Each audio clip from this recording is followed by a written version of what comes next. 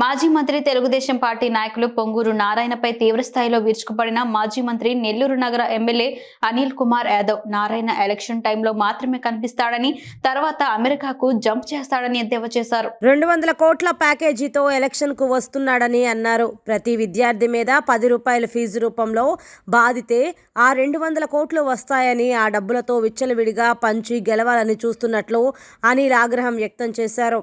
నెల్లూరు నగరం నుండి నేనే పోటీ చేస్తానని ఈ సందర్భంగా అనిల్ కుమార్ యాదవ్ ధీమా వ్యక్తం చేశారు. కానీ సోదరుడికి ఒకటే చెప్తాను, నా పాపం రాజకీయాలలో 5-6 సంవత్సరాల నుంచి ఉన్నా, లోపల ఒకటి బయట ఒకటి ఎందుకు సోదరా. తెలుగుదేశం పార్టీకి సంబంధించి నాయకులు చాలామంది మాట్లాడుతున్న మాట ఏంటంటే, నారాయణ గారికి ఒక అలవాటు ఉంది. ఆయన ప్రజల్లో తిరిగేదానికన్నా లాస్ట్లో వచ్చి డబ్బులు కుమ్మరిస్తే నేను గెలుస్తాను, డబ్బులతో నేను కొంటాను అనే భావన కలిగిన వ్యక్తి మా నారాయణ గారు. ఆయన ఏమి ప్రజల్లో తిరిగో 10 మందికి మంచి చేసో 10 మందికి సాయం చేస్తాడు. నాకు తరగనంత డబ్బు ఉంది. ఆ డబ్బుతో వెదజల్లైనా సరే 200 కోట్ల రూపాయలు బడ్జెట్ పెట్టుకున్నా, కేవలం ఒక 10,000 రూపాయలు ఫీజు పెంచితే నాకు 200 వచ్చేస్తుంది నా బడ్జెట్ పెట్టుకొని వచ్చిన వ్యక్తి.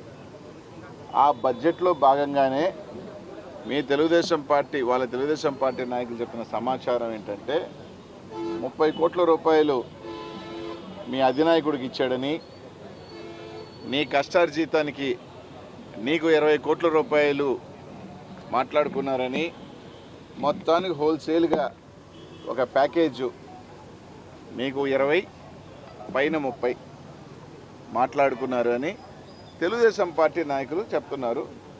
వాళ్ళు చెప్పే మాట ఏంటంటే, అంతెందుకు తొందర, ఇంకో 15 రోజుల్లో చూసేస్తారు కదా ఎవరు పోటీ చేస్తున్నారు, నేను చెప్పింది వాస్తవమే చూడండి అని వాళ్ళ నాయకులు మాట్లాడుతున్న మాటలు.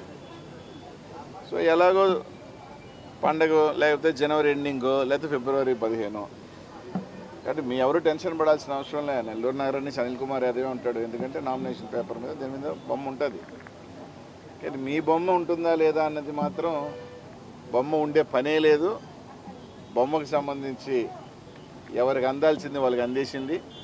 పైన 30 కింద 20 ఇవన్నీ తూతూ మంత్రమైన షాట్లే. ఎందుకంటే ఆ మాత్రం తీసుకున్న తర్వాత ఆ మాత్రం కలిసి ప్రయాణం చేయాలని, అయిపోగానే మనం అమెరికాకి వెళ్ళిపోవటం ఖాయం. ఇది అక్షర సత్యం.